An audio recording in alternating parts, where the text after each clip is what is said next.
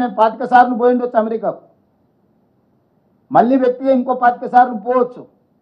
కానీ ముఖ్యమంత్రి హోదా, ముఖ్యమంత్రి బాధ్యత, రాష్ట్రం యొక్క అభివృద్ధి కోసం చేసే పర్యటనను కేంద్ర ప్రభుత్వం అడ్డుకోవడం చూస్తుంటే స్పష్టమైన వివక్షను ప్రదర్శిస్తున్నది కేంద్ర ప్రభుత్వం తెలంగాణ పట్ల. ఈ వివక్ష ఏమాత్రం సహించరానిది. ఖచ్చితంగా ఈ అంశాన్ని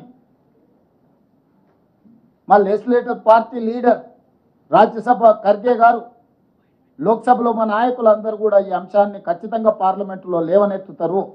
మా పార్లమెంట్ సభ్యులు ఇక్కడ ఉన్నారు, ఖచ్చితంగా ఈ అంశాన్ని పార్లమెంట్లో, లోక్సభ, రాజ్యసభలో కూడా లేవనెత్తుతాము. ఇది అంత ఆషామాషిగా తీసుకునే విషయం కాదు. ఈ తెలంగాణ వ్యతిరేక భావజాలం నరేంద్ర మోడీ గారు పార్లమెంట్లో పదే పదే మాట్లాడినా తెలంగాణ రాష్ట్ర బీజేపీ నాయకుల మెతక వైఖరి వల్ల ఈరోజు అంత ధైర్యంతో గుజరాత్ వాళ్ళు మన అభివృద్ధిని అడ్డుకునే ప్రయత్నం చేస్తున్నారు. ఈరోజు పెట్టుబడులు తెలంగాణకు వస్తే గుజరాత్కు పెట్టుబడులు పోవేమో, గుజరాత్ అభివృద్ధికి కొంత ఇబ్బంది కలుగుతుందేమనే కుట్రతోని ఈరోజు నా పర్యటనను అడ్డుకున్నారు. వాళ్ళు చెప్పిన లెటర్లో clearance from political angle is declined అంటే what is political angle? Narendra Modi Bharatiya Janata party, Revanth Reddy Congress party. Narendra మోడీది గుజరాత్, రేవంత్ రెడ్డిది తెలంగాణ. ఇదే కదా మీ పొలిటికల్ యాంగిల్, ఇదే కదా మీ వివక్ష. ఒక పక్కన గుజరాత్ ముఖ్యమంత్రికి ఇదే సమయంలో పర్యటనకు అనుమతి ఇచ్చి పెట్టుబడులను ఆకర్షించడానికి వైబ్రెంట్ గుజరాత్ కార్యక్రమంలో భాగంగా అతన్ని విదేశాలకు మీరు పంపించి ఈరోజు తెలంగాణ రైజింగ్ 2047 అడ్డుకోవడము, ఇది స్పష్టంగా రాజకీయ వివక్ష, తెలంగాణ అభివృద్ధిని అడ్డుకోవడమే. అందుకే ఈరోజు విదేశంలో ఉన్నప్పుడే నేను స్పందించి ఉండొచ్చు, కానీ విదేశాలలో వేదిక మీద నుంచి మాట్లాడితే అగో చూసిన వారు దేశద్రోహి, విదేశాలలో భారతదేశ గౌరవానికి భంగం కలిగించిండ్రు అని మళ్ళీ అవగాహన లేని మాటలు మాట్లాడతారని చెప్పి ఈరోజు ఇక్కడికి వచ్చిన తర్వాత ఇంతమంది మొత్తం మంత్రివర్గము, పార్లమెంట్ సభ్యులు, శాసనమండలి సభ్యులు, శాసనసభ్యులు అందరం ముక్త కంఠంతో కేంద్ర ప్రభుత్వ వైఖరిని ఖండిస్తున్నాము. ఇది ఏమాత్రం కూడా ఫెడరల్ స్ఫూర్తికి ఇది విరుద్ధము.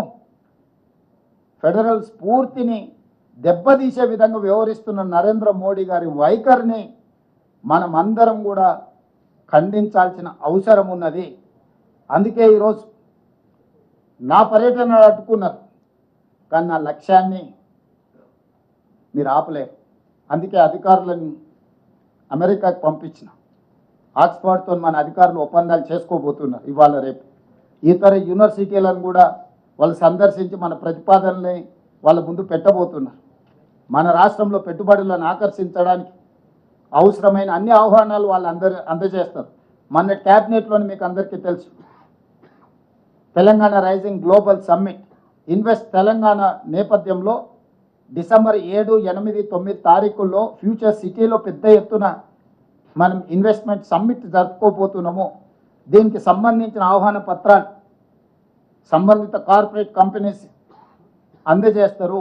ఎందుకంటే వాళ్ళు 4-5 నెలల ముందే వాళ్ళ పర్యటనను ఖరారు చేసుకోవాలి. వాళ్ళ కంపెనీలు, వాళ్ళ బోర్డు అప్రూవల్స్, ఇన్వెస్ట్మెంట్స్ని బోర్డులో అప్రూవల్ తీసుకోవాలంటే వాళ్ళకి తగిన సమయం ఇవ్వాలి. అందుకోసమని ఇంత ముందస్తుగానే యుఎస్ పర్యటనలు పెట్టుకొని విద్యా సంస్థల్ని, క్రీడా సంస్థల్ని, పెట్టుబడులు పెట్టి ఉద్యోగ ఉపాధి కల్పించే సంస్థల్ని ఆహ్వానించడానికి ఒక ప్రత్యేకమైన పర్యటన పెట్టుకొని మేము వెళ్ళడం జరిగింది. చివరిగా ముఖ్యమంత్రి గారి పర్యటనలో స్పష్టత లేదంటున్నారు. నేను మీడియా మిత్రులకు ఒక మాట చెప్పదలుచుకున్నా. ఎనీ అఫీషియల్ విజిట్ భారత రాయబార కార్యాలయానికి సంబంధించిన అధికారులు స్వయంగా పర్యవేక్షిస్తారు. ప్రతి సమావేశంలో ప్రత్యక్షంగా పాల్గొంటారు. అక్కడ జరిగే ప్రతి చర్చను నోట్ చేసుకొని కేంద్ర ప్రభుత్వానికి నివేదిక పంపిస్తారు. మినిస్ట్రీ ఆఫ్ ఎక్స్టర్నల్ అఫేర్స్కి భారత అంబాసిడర్ కానీ, ఆయన పరిధిలో పనిచేసే భారత ప్రభుత్వానికి సంబంధించిన అధికారులు విదేశాలలో ఎవరైతే ఉన్నారో విదేశాంగ రాయబార కార్యాలయం నుంచి వాళ్ళే కోఆర్డినేట్ చేస్తారు ఈ ప్రోగ్రామ్స్ అన్నిటినీ. ఎయిర్పోర్ట్లో నుంచి మమ్మల్ని రిసీవ్ దిగినప్పటి నుంచి తిరిగి విమానం ఎక్కించే వరకు అన్ని కార్యక్రమాలను భారత రాయబార కార్యాలయం పర్యవేక్షిస్తుంది.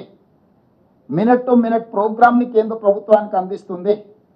మీటింగ్లో జరిగిన చర్చల అంశాన్ని కూడా నివేదిక రూపంలో కేంద్ర ప్రభుత్వానికి అందిస్తుంది. ఇది చాటుమాటుగా పర్యటన కాదు, అధికారిక పర్యటన. అధికారిక పర్యటనలో భారత రాయబార కార్యాలయం ఏ దేశానికి వెళ్తే ఆ దేశానికి ఎందుకు ముందస్తుగా సమాచారం అందిస్తాం? వాళ్ళు తగిన ఏర్పాట్లు చేసుకోవడానికి ఈ సమాచారాన్ని అంతా అందిస్తాం. కాబట్టి ఇవన్నీ అందించి ఇవన్నీ ఎక్స్టర్నల్ అఫేర్స్ మినిస్టర్ తెలియదా? ఆయన కూడా ఇంతకుముందు అంబాసిడర్గానే పనిచేసింది కదా విదేశాలలో. జయశంకర్ గారు గతంలో మంత్రి కాకంటే ముందు విదేశాంగ కార్యదర్శిగా పనిచేసింది కదా వారికి మొత్తం వివరాలు తెలుసు కదా. ఒక తెలంగాణ రాష్ట్ర ముఖ్యమంత్రి పర్యటనను తిరస్కరిస్తున్నారు అని అంటే సమీక్షించకుండా, సమాచారాన్ని సేకరించకుండా, ప్రధానమంత్రిగా దృష్టిలో లేకుంటే ఇలాంటి సంఘటనలు జరుగుతాయా?